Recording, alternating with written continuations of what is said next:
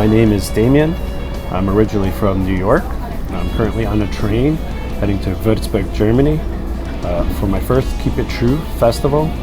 There are many incredible bands playing this year, but the draw for me is Riot V. Riot's a band that I discovered just recently. I'd heard the name around, but I never really gave their music a listen. Once I did, I was just floored at how great it was, and that I hadn't heard of them, and why. And so I started digging in more and just discovering their story and their incredible music catalog. They should have been bigger, but they seem to have had a pretty hardcore and passionate base. Hoping to meet some of these people this weekend and talk to them and find out why they think Riot is special. Let's see how it goes.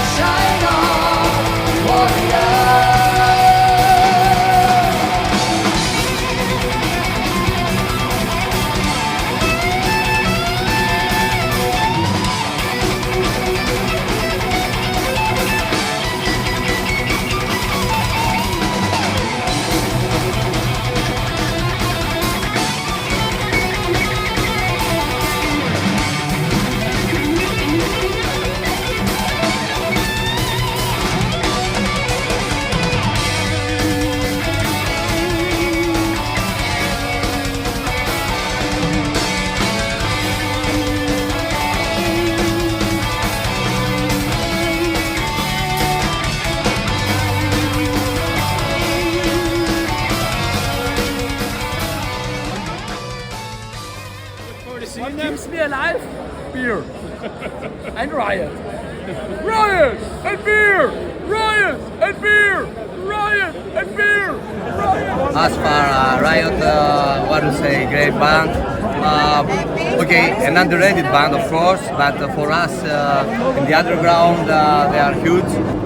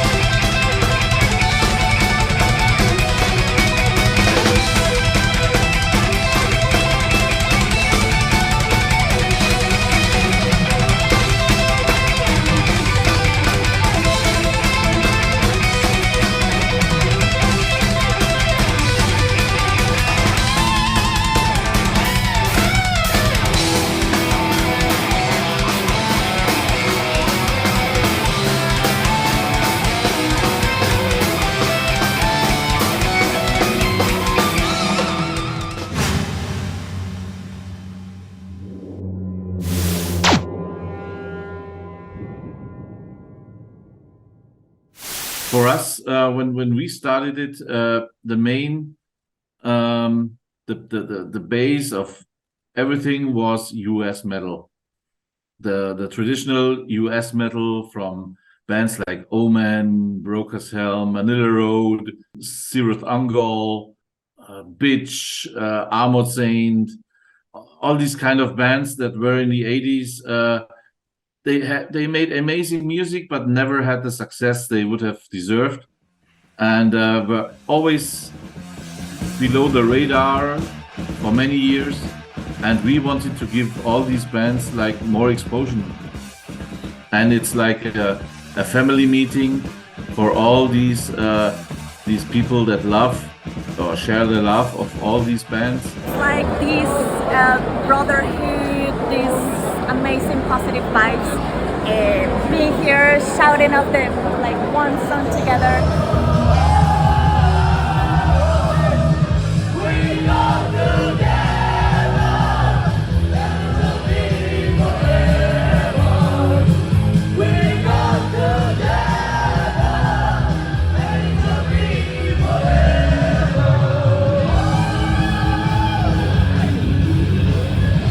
I think the spirit is camaraderie, feeling like having like a family.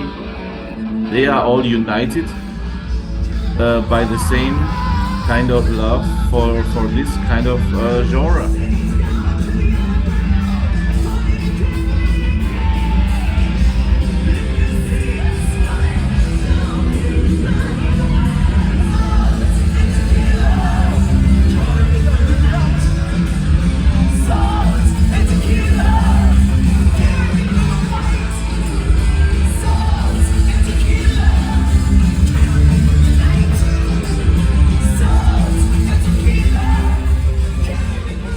Riot, one of the most underrated, but also very important bands of the new wave of British heavy metal era.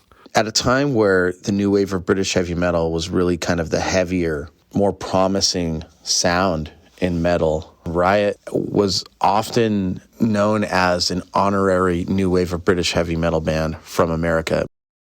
And Riot was a band, when they started, they were a heavy influence on the new wave of British heavy metal. All right, which was in concert with AC/DC last night, I guess you could say. And well, from New York, very hot stuff over in Britain. They have a couple of songs that are hits back to back on Britain's heavy metal charts. And so I thought, adding Riot 5, it would be a perfect thing to have there. The original bands from the new wave of British heavy metal plus Riot 5.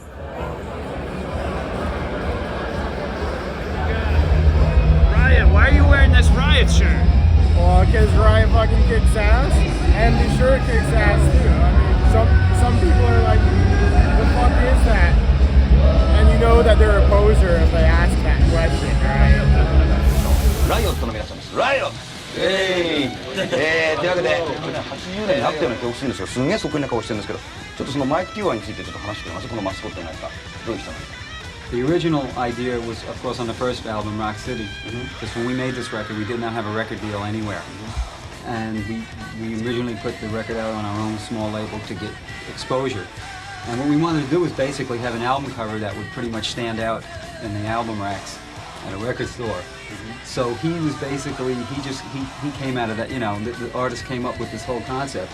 And when the record came out, finally, everybody kept asking us, who is this, what does that mean, and everything. So we developed, you know, we kept him as kind of like a mascot, and he just became like a symbol for us, and like a trademark.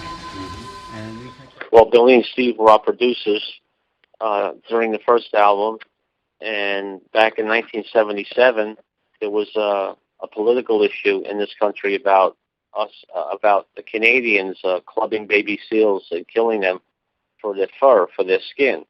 And they didn't think anything was wrong with that. But the people in this country felt that was really cruel and unusual punishment for any kind of creature. So they used the baby seal face to kill humans. That was the signal it was supposed to send out to people. Like, how do you like it if we kill you and destroy your cities? So that's what the picture is about on the first album. they figured that if they used that as a political ploy to attract buyers to our record album, if they saw it in the store, they would buy it. I don't know about the names Eddie or Joe or whatever they called it, but back then there was no names for this baby seals. And it was kind of a silly mascot because it really hurt the band. It was really hard, like in a time of great album covers, to be going that route, and it really took a lot of seriousness, I think, away from the band. I mean, the artworks were kind of different, I would say, but nowadays they are like cult to many, because the seal is something no other band would have ever risked to have on the cover, but it made it special too. So I'm very interested in the history of New York rock. In fact, I wrote a book called New York Rock. So I knew about Riot. What I liked about them is that they're kind of like the first real New York metal band, that kind of street metal that kind of predates Twisted Sister. And then the story is really interesting because it's got these incredible highs and lows. And their history is like a slow-moving train wreck of bad career moves and ill-fated lineup changes and even death. So it really is a great story. Was Riot pretty well known in Greece, or? At that time, mostly in the underground, I believe. Yeah. So. Yeah, they should have been a lot bigger. That's It's criminal that they aren't. Absolutely. But at the same time, there's always like a bit of a sense of, you know, not disappointment, but some variety of sadness because there's so much potential that was lost. You know, actually, so much potential that was lost a couple times throughout their career as a band. They started big. They were great in big festivals. I mean, a song like Warrior or Rock City, Swords and Tequila, these could have been huge commercial hits. I think Warrior probably was the most closest thing I think that you could say was a commercial hit. It got heavy airplay in New York and in Texas, but it didn't work out. Till today, I cannot understand why. I guess it was mainly bad business decisions. You know, the original band, we were really young when we got into it, and you know, we got involved with people that really weren't qualified to handle the band and stuff, and missed a lot of really good opportunities back like in 80, 81, you know, when the so-called new wave of British heavy metal was happening, bands like Iron Maiden, that whole scene. We were right there, you know, we were real big in England, overseas, and had a lot of hip people chasing us. And I remember coming here back in the early 80s and whatever, and we used to play here a lot, you know, with Rainbow, whoever, Daisy Dukes.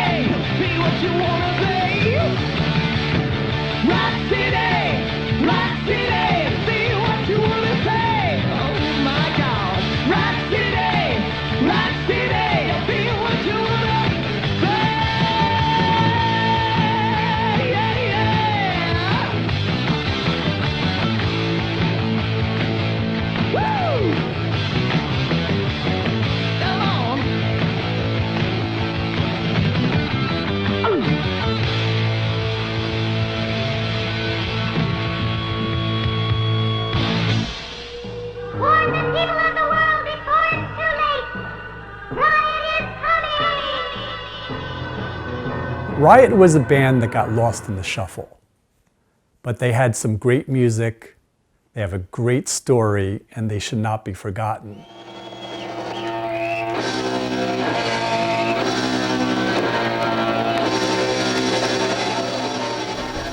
I totally agree with that thought, and that's why I'm making this film. So I wasn't sure if I'm going to go in this direction, but fuck it. Let's make a pivot and take a journey back in time and explore some of Riot's history, which has its beginnings in Brooklyn, New York in the early 1970s.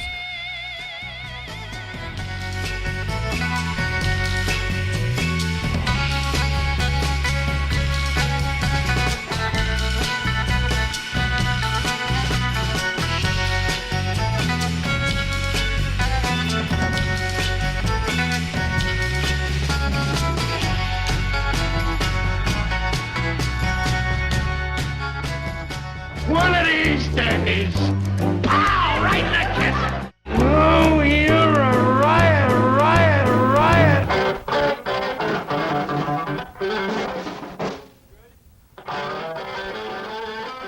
In the Flatbush neighborhood of Brooklyn, childhood friends Mark Reale and Peter Batelli started playing rock and roll music together. In 1974, they added fellow Brooklynite bassist Phil Feit to their group, now named Riot, and started playing covers in Mark's basement. They soon found singer Guy Speranza performing with another cover band at a Brooklyn block party and convinced him to join Riot. They continued playing covers, but also started writing original material to incorporate into their set list, which they were now playing out in rock clubs in Manhattan.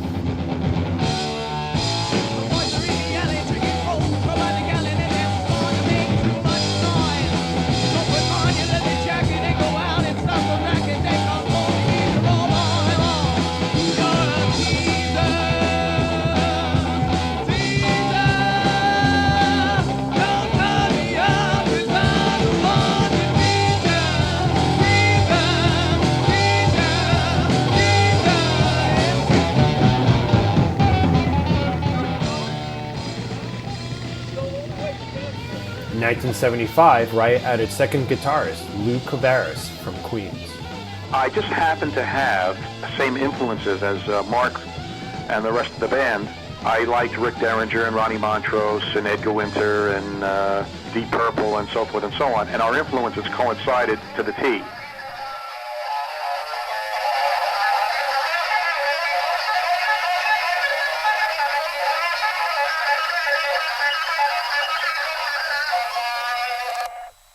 Riot caught the attention of producers Billy Arnell and Steve Loeb and their fledgling independent label Firesign Records. Firesign offered to pay for and record Riot's first album at their Green Street recording studio in 1976.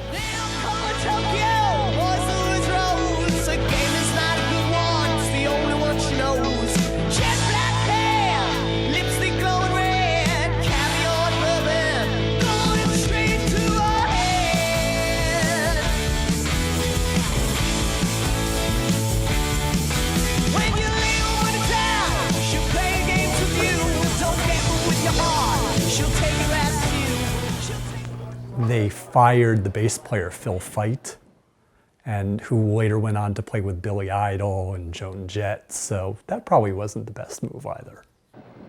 Jimmy Iommi was brought in to replace him.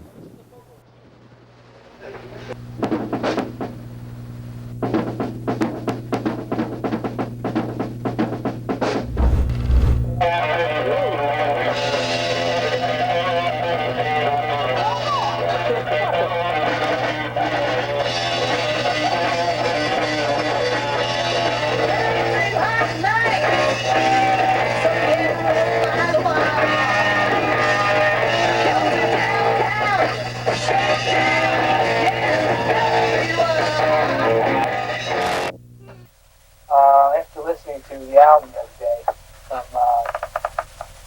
from Desperation, the first cut on the first side, right on through Angel, Tokyo Rose, this is what I get, along with a very, very provocative cover art job. I was wondering if there was a particular concept in mind when you first sat down and gathered the material, wrote the material, Guy, whether you had something in mind. Well, the material was written at different times over a period of about 5 to 6 months. Before the record was released, Riot signed a questionable management contract with Steve Loeb and Billy Arnell. They're in there, that's the whole thing. Let's just talk between us. Okay? So I've never actually seen the contract that Riot signed, but it was one of those classic old school dick 'em down record deals. And they signed them, and that's the beginning of, that's either the beginning or the beginning of the end, depending on how you'd frame it. Loeb and Arnell owned the studio, so they got paid for the studio.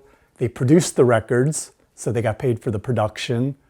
They owned the publishing, they owned the merchandising, and they controlled the marketing. They were very, very sly. They were very, slick. They were businessmen. They were in the music business. We weren't. They knew what to say. They knew what we wanted to hear. They gave us a contract, and we did bring it to a lawyer.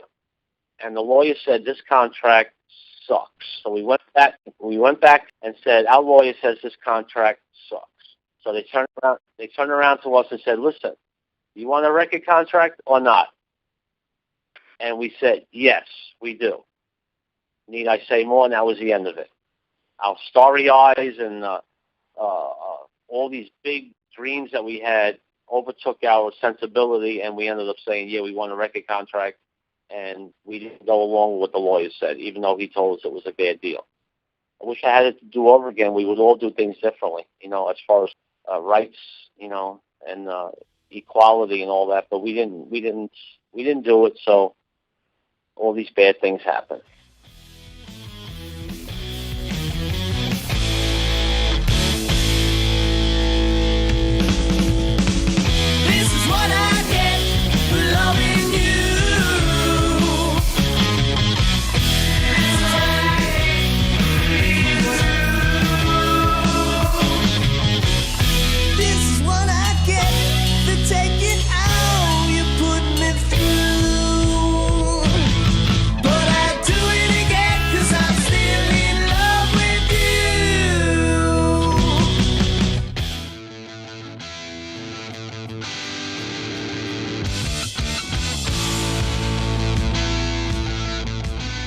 Really like a very uneven sounding record. It's a really flat production, but you could really hear Mark Reale doing the 2-guitar shred. You could hear Guy Speranza with his kind of gritty street vocals.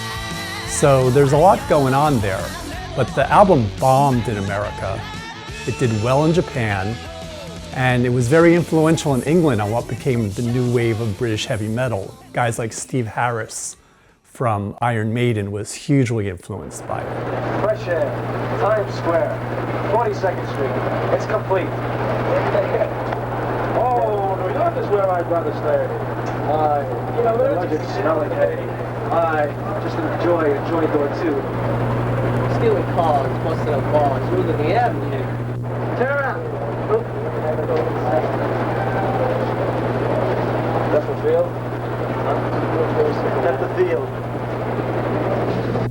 Get ready, stand steady. We're gonna shoot you full of rock and roll, and I should know.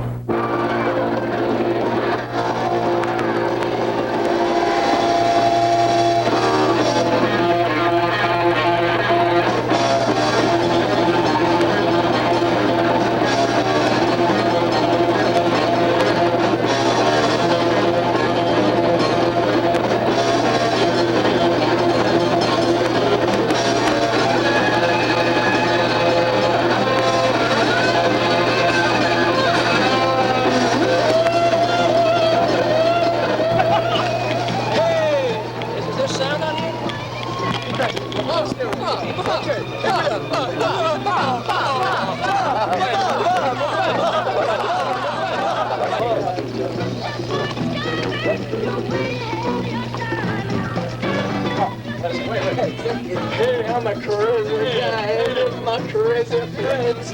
I am my crazy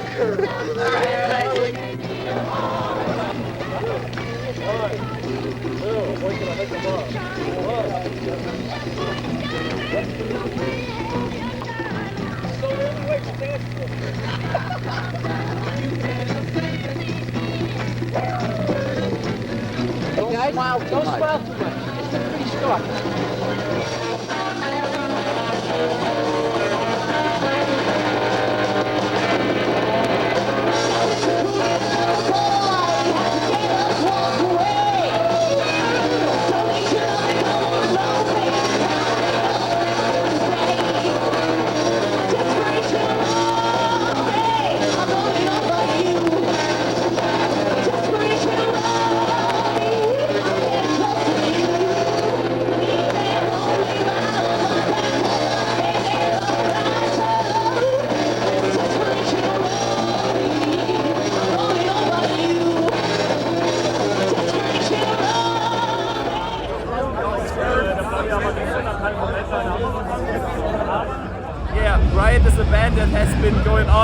in the early 80s, late 80s, 90s, and even today as Riot 5. So they were always there. I think they were ahead of their time. There was really not... Definitely their sound was ahead of their time. I don't think anything was even close to it in New York at all. Like that particular sound. It was very progressive. It was metal before there was metal. Yeah, really. It was very progressive. There was bands like Twisted Sister and Future Quick, more like a rock and roll power metal. But Riot was more progressive, and they were more in the vein of new wave British heavy metal, I think. Yeah. And they're from New York, so they were definitely ahead of its time. Yeah. Maybe people didn't get it in New York. That's possible. When they started in New York, that was punk and disco, so metal didn't really have a chance. So they were always like one step ahead or one step behind, depending on how you look at it. The way I look at it is my opinion, and I know Mark would always write music for the singer. So I explain it like this. This is just my personal view. Riot had Guy Speranza in the beginning. Was writing like European type of music, very melodic stuff, Warrior, and very cutting edge. And with Guy Speranza's voice had a cutting edge sound, and people were turning heads on what is this sound? Miami's Good Times magazine wrote, Riot's lead singer, Guy Speranza, is impossible to dismiss. So if you live in Rock City, don't worry. There's a riot coming. Get ready! Stay ready! We're going to shoot you for the rock and roll! You're going crazy! Don't get lazy! All the boys are moving and control! You're an angel in the broken wing! You're an angel in the born tale! Born just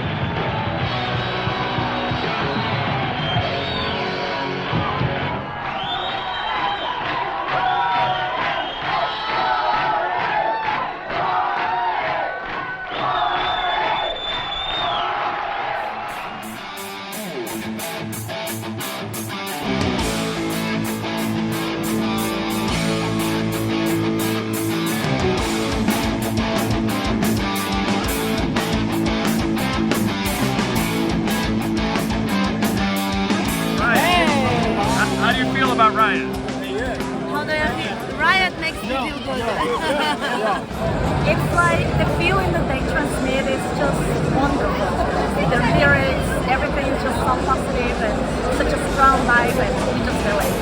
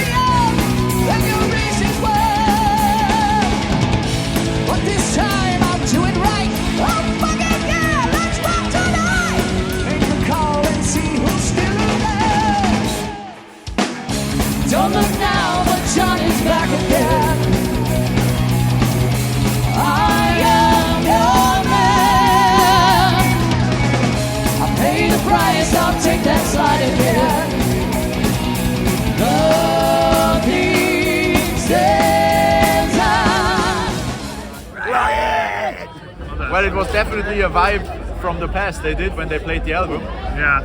And yeah, since I'm a bit into the old music, in the older style, it was perfect. Yeah, it felt like being back in the 80s, and I really like the 80s, 90s vibe, and it's great, and I really enjoyed it. And I will continue to listen to them because it was, it felt great, it was fun. Yeah, I had fun, that's it. A lot of people are nostalgic for a time they never experienced, but today we have a lot of new metal bands who play in 80s style like Enforcer or Ambush, and people are getting to know the originals because of this new wave of true heavy metal. They are experiencing the old heavy metal albums again and loving them. Yeah, like the music is timeless, like most 80s metal is. It's still loved today. If it wouldn't be this way, we wouldn't have Keep It True.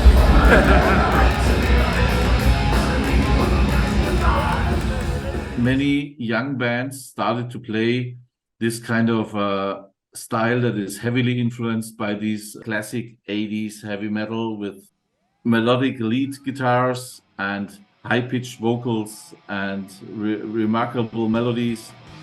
That's the main part of Keep It True, I would say. Somehow it worked out and the festival grew, the bands grew, and both together inspired young bands to play this kind of music again, which was kind of, when we started, there was no young bands playing this kind of music. Many years now, there's a whole new scene coming out of this. A scene of young musicians wanting to play traditional heavy metal again.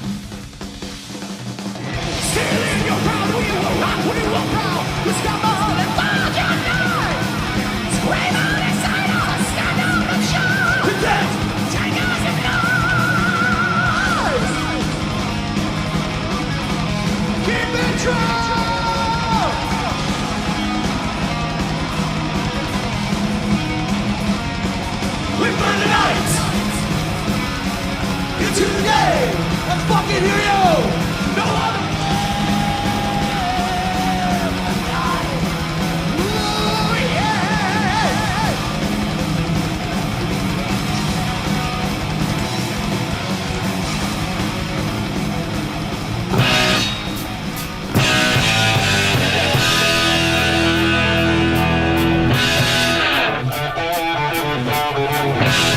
Riot started to gain a following and writing new material. The metal scene wasn't really happening yet, but I think that was just the beginning of it. It started happening. Just before they were to record their second album, Narita, guitarist Lou Caveras was suddenly kicked out of the band. Because I wanted to find out why I was let go. They never really told me the reason. Politically, I guess they said, well, maybe we should get somebody else. And I think that's what happened. Because nobody really knew why they let me go. I asked Guy, and he told me that it was really the producers, it wasn't them. They were really sad when I was gone, especially Guy and Jimmy, and Peter. He was replaced with Riot friend and guitarist Rick Ventura. This was in 1978. And then things went stray there with Lou and Mark, and then Lou was gone. It could have been a combination of management, combination of Mark not wanting to Lou to do certain things, you know. I was like the logical choice because I was, you know, friends with everybody there. I knew the material, and I just seemed like the right guy to get in the band. That's how I fell into the band. Before I was in the band, I was a fan of the band. I watched the band when they did covers, you know. So, and Mark and I were good friends, and we were both into the same kind of music, same guitar players, influences, and we really, you know, had a bond there. We always loved high energy rock and roll, you know, it got people moving and just guitar driven stuff, and that's what the original Riot was all about.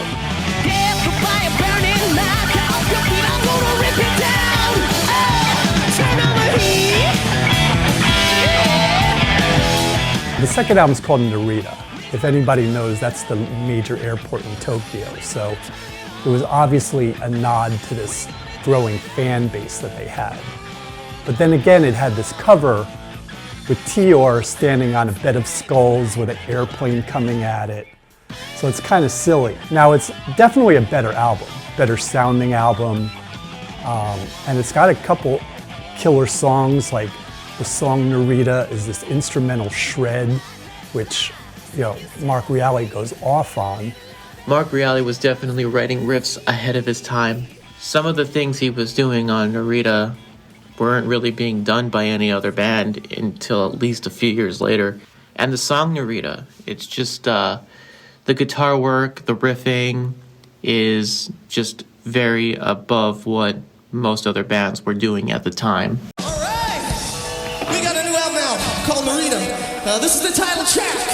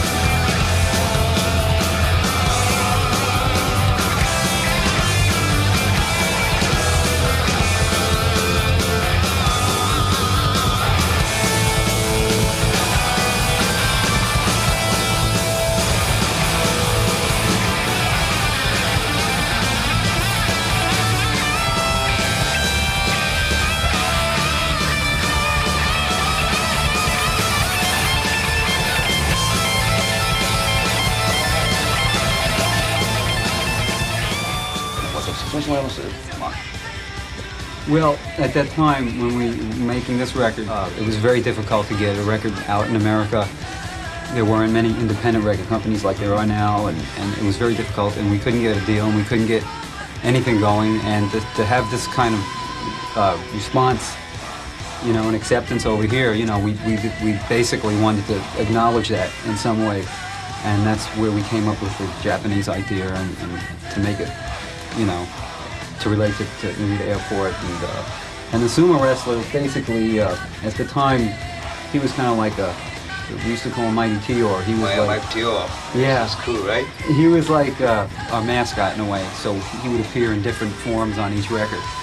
So we made him into a sumo wrestler on here. And, well, they kept that theme, the baby seal attacking the human race because it was wrong for us to kill them. So now, the true story is in Japan, Narita means airport. And what they did was they built an airport over a cemetery. And it's kind of like one of those things where you leave the bodies and you only move the headstones kind of thing. And now the seal, whatever Johnny, whatever you want to call it, is shown on the album cover, protecting the sacred burial ground, trying to stop civilization from doing what they're doing, building an airport over a sacred burial ground. That's what they're trying. That's what it's trying to depict. It was just another political event happening at the time. Yeah.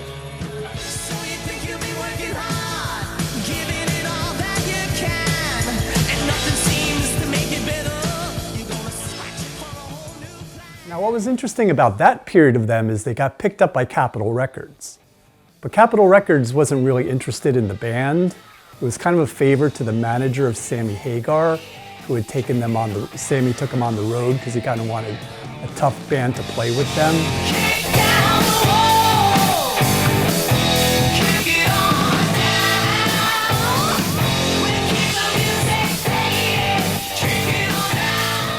Bassist Jimmy Iommi left, mostly from frustration with the management and not seeing any money coming to the band.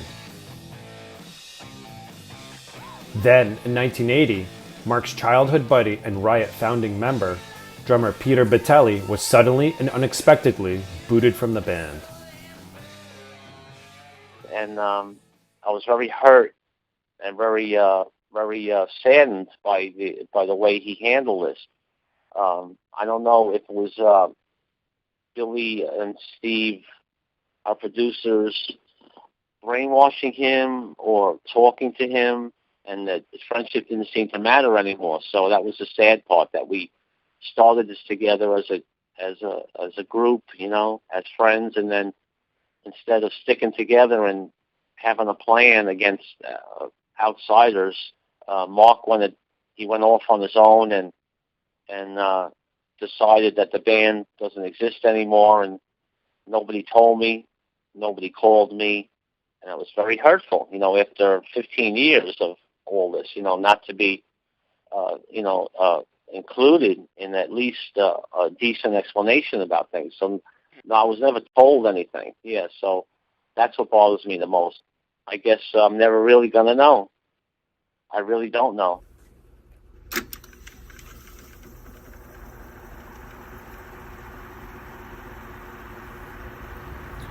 So one of the other things I'm curious about is if people can articulate in words what makes Riot's music special.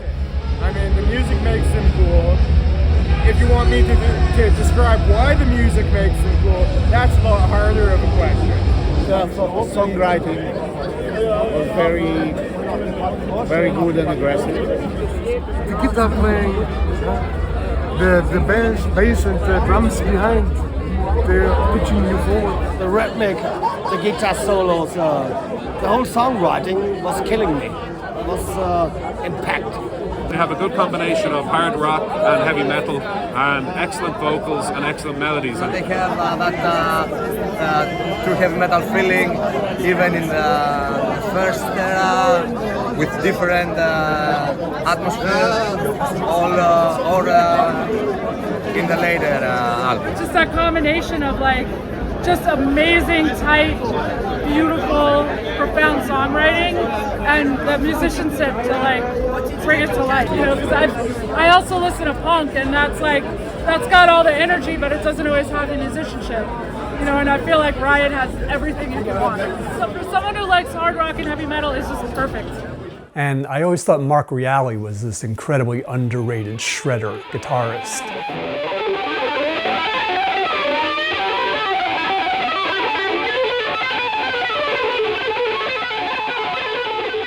Mark Reale wrote the guitar parts that you can't get out of your head, and also the songs you could always sing along, and again we hear the songs thousands of times, and it's part of every party, and it's a part for every listening session we're doing. So it's a part of my life for sure.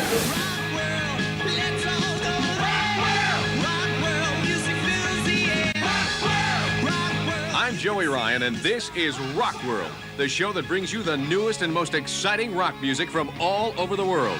The Boomtown Rats, Pink Floyd, Elvis Costello, Eddie Money, Santana, Kenny Loggins, and Journey are just some of the new stars of today and tomorrow coming to you every week on RockWorld.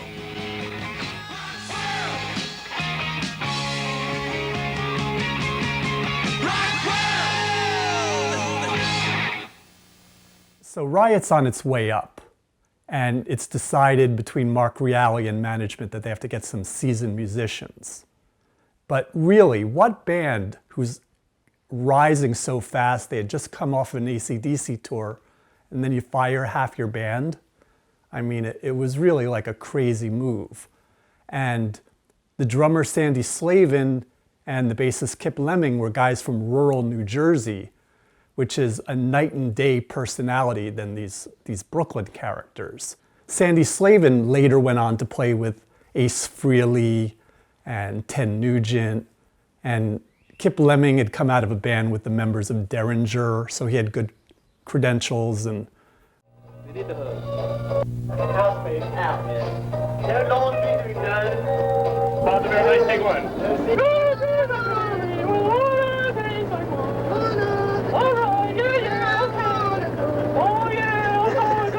Those two guys were in a band called 212, which I used to tour with at Gildersleeves all the time in the New York City circuit, and they were like a combo team, and they were pretty good backbone of the band. There's no doubt when they got those guys that really took them up a notch. So that album we had the right combination of people in the band. We just had there was a camaraderie. There was the songwriting was there, and we were all very focused. And it was just a good vibe. Recording it captured something, you know. There was something there. now the problem was Capitol Records, who, as I said, didn't really sign the band on their merits. They kind of brought him in because of Sammy Hagar. They didn't really want this record. They wanted something more commercial. And when they sat down with the A&R director, he heard a song that he loved, and he brought it to the executives, and they loved it. But Loeb and Arnell weren't having it, and they decided to rebel and did not put the song on the record. So, instant problems. And then, instead of backing down, Loeb and Arnell start this campaign of petitions and protests. So the whole thing really backfires with Capitol. But the saving grace is that Elektra Records jumps in and signs the record, buys the contracts, puts out the record, and sells over 500,000 copies of it in America alone. And the guy who gets all the credit for that was their young rising star A&R director, Tom Zutaut, who later signed Motley Crue and Guns N' Roses.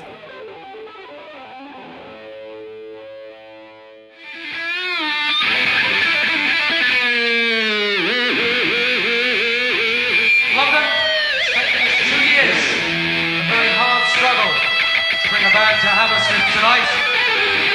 Now you ready to get down?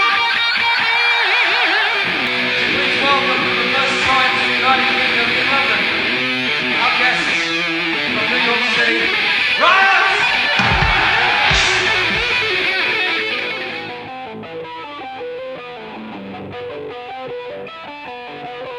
In my eyes, Fire Down Under is one of the top 50 metal records of all time, easily.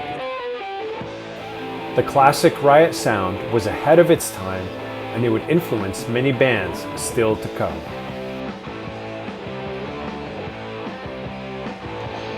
What the hell is this band, and how did I never hear of them? They completely changed everything for me, especially when we went on to form Night Demon.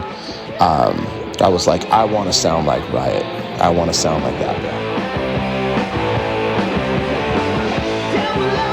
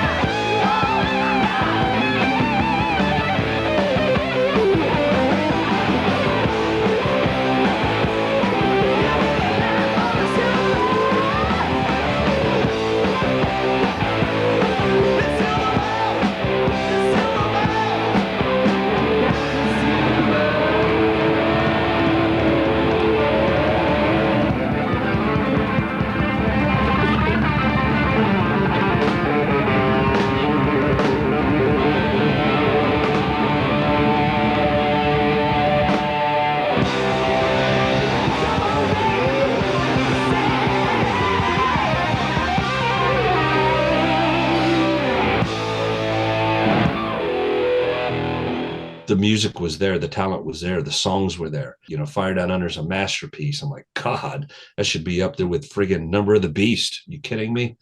And the first three up till Fire Down Under, you know, they were charting new territory in a way. You know, like, what is the sound? Fire Down Under is not only the best Riot album, it's really one of the great proto-heavy metal records. It is Mark Reale at his finest.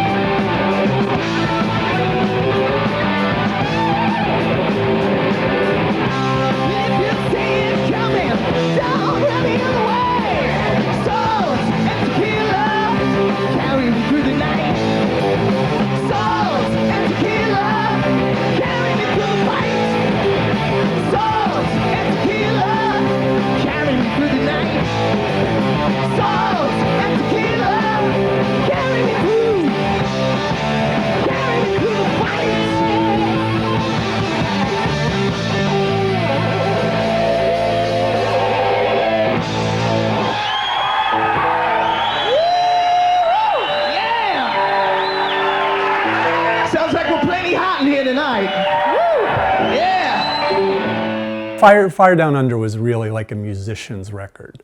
You know, I mentioned Steve Harris from Iron Maiden, Lars Ulrich from Metallica.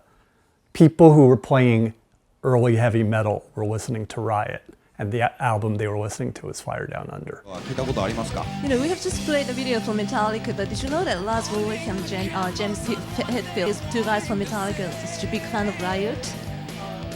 Yeah, I knew. I actually met Lars. We did a big festival in Port Vale many years ago, 1981, and he was a fan there, and I signed an autograph for him, so it goes back a while.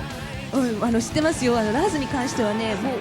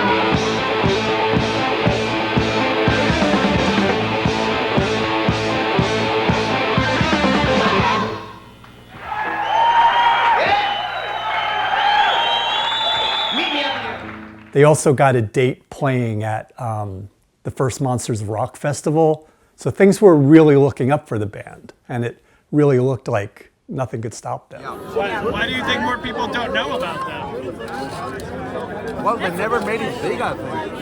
As big as other bands, I mean. And I don't know, I think maybe the music was not for everyone, but I also don't get it. Like, the music from the 70s, it was so good in the context of the 70s. I really love how they're just that perfect, like, still hard rock, but also heavy metal, which I think probably hurt them at the time because everyone started looking for heavy metal and they were probably too hard rock, but I just think they're one of the best bands that's ever lived. They want to see it live, but they don't have a chance. The first chance was 81 with Saxon, but Riot cancelled. That was the first time. And afterwards, well, I think 3 tours were cancelled with Anvil and the Titan Force and so on. And I think it's the main point, because no touring in Germany or Europe in all, and so they lost some fans. They got maybe the wrong labels, or they got a bad promotion because the albums are always great. You know, I learned that when record labels sign bands, at least in the old days, they'd sign 5 bands and they'd have budget to market 1. Yeah. So what people would get really excited that they were signed, they wouldn't talk to a lawyer as much as they should have, and they would not realize that they were signing on to something where they were committed, but the label was not committed to them. And I feel like Riot just had to be a casualty of that kind of situation. And luck, because especially living on Long Island, there was another band from Long Island that had a really rough time getting their first album released, and that was Twisted Sister. They were basically contemporaries at the time. They played in the same clubs. They're like one of those bands, especially I think nowadays, a lot of it's more through word of mouth and all nowadays, you know? For example, yeah, I'm a hard rock heavy metal fan for 20 odd years, and I only heard about them a few years ago. So look at all the bands here at a festival like this. There's a lot of amazing talent that got overlooked. At Keep It True Fest, okay, this is Keep It True Rising. For us here, Riot is one of the greatest bands. But this is a festival that represents that kind of music. That's why, you know. Yeah. So we don't care about, okay, everyone is free to listen to whatever he please his ears and soul, but we love Riot. We know them, we appreciate them, and in my opinion, that's all that matters. That there's still people out there that appreciate them, that love them. Yeah. It enriched my life. Exactly. Exactly. They enrich our lives. There could have been a time when the band released Fire Down Under. If they were on Elektra, they were hitting a full head of steam. If they would have got a better management, a big one, or they would have signed with Cliff Bernstein or Doc McGee or somebody, they would probably be a lot bigger. I might not even be in the band. They'd be so big they don't need little DVS. And I remember meeting with the manager of Metallica during the Fire Down Under period. I remember him telling me, you have to break away from your management and you have to really, really get out of that situation. And because you guys could have been really big. I remember him telling me that, and the guys from Metallica were sitting, I remember it was at the Ritz in New York, and he introduced me to Metallica, and there was like these young kids sitting on the couch, and I'm looking over them, okay, and it's like these little kids. It was really funny, you know, and he's going, they're going to be the next big thing. And he goes, they're Metallica. And it's like a few years later, they were Metallica, you know, it's the biggest thing ever, you know, and I'll never forget that. And he would say to me, you have to break away from your management, you know, and it never happened. Just the terrible contract and terrible execution, and these guys in management having this incredible ability to burn bridges. I mean, it was like they were trained for that. It was like the worst nightmare for this band. When we started to become successful around 1980, they were worried about, you know, somebody else coming along and taking us away. So, you know, I mean, Cliff Bernstein, you know, manages Metallica, was one guy that, and our production company was always afraid of, they wanted to control, and so they always created a bad image for us in the business, you know, on the business side. and they kept us kind of, you know, closed off, and we could never get involved with the people that were on the level that could make us break that. Because in 1980, 81, we were right there, you know. We were ready to go back and headline the UK after 2 tours there, and a singer left. And there's been so many times where the band has just been set back in real hard ways. The original singer, I mean, he can sing good, but he can't make decisions good, apparently. Fucking decided to pull out of the band at the exact wrong time. Maybe he was afraid of success or something, but like as soon as things were finally turning up for Riot, he's like, oh no, sorry guys, I'm gonna go be a normal person who doesn't kick ass. Fuck me, man. Come on, make a little bit more noise out there. Let's go! Fuck. We came all the way here from Texas to do this show tonight, and I tell you right now, I ain't going home until we get this whole damn place in an uproar. Let's go! Woo! All right. Guy Speranza leaving the band is really the beginning of the end. The way it goes that they had just played 2 sold-out shows opening for Rush at the Meadowlands Arena outside of New York, which was a huge deal. And apparently after the show, he just put on his coat and left, and most of them never saw him again. You know, I just remember at those Rush shows, just, you know, begging Guy, it's like, wow, we reached this point, you know, it's like, all our careers are on the line here, but, you know, if someone doesn't have it in them anymore and just can't do it, it's just like, you know, what are you supposed to do? I guess it was just years of frustration and not reaching maybe a level that we would hope to reach, and issues with management, record company, and not getting paid.